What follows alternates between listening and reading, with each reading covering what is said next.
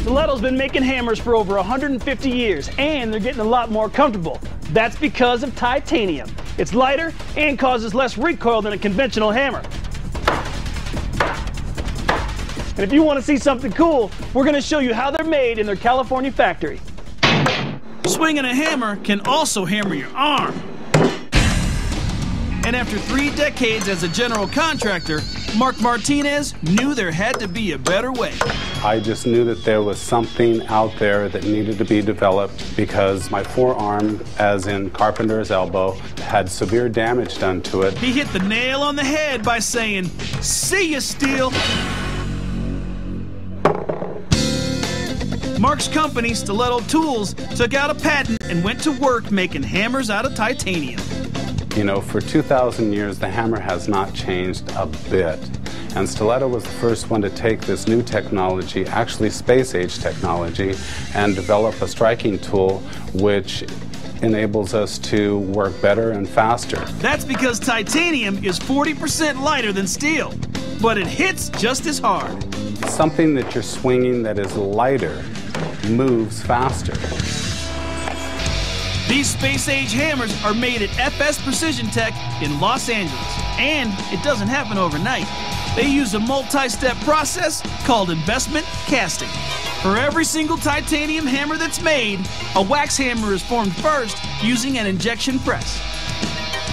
What we're actually doing is taking a negative cavity mold, injecting liquid wax into the mold, and getting an exact replica of what we're trying to produce in metal. The wax hammers are then welded together into a tree so 12 can be made at once. It's actually what they call a water welder. It's hydrogen, and it's very, very hot, and it's searing those wax patterns together.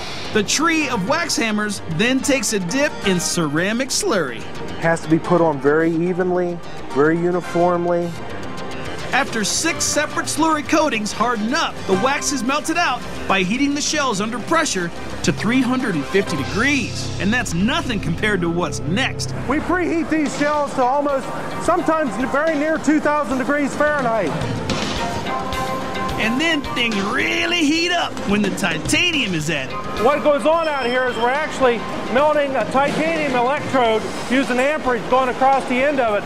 Comes out to be about 3,300 degrees Fahrenheit, somewhere in there. The titanium is melted and poured into the ceramic shell. And it's all done inside an atmosphere-free vacuum. Ready, set, go! Once the titanium hammer's cool, the ceramic gets vibrated off by a pneumatic knockout hammer.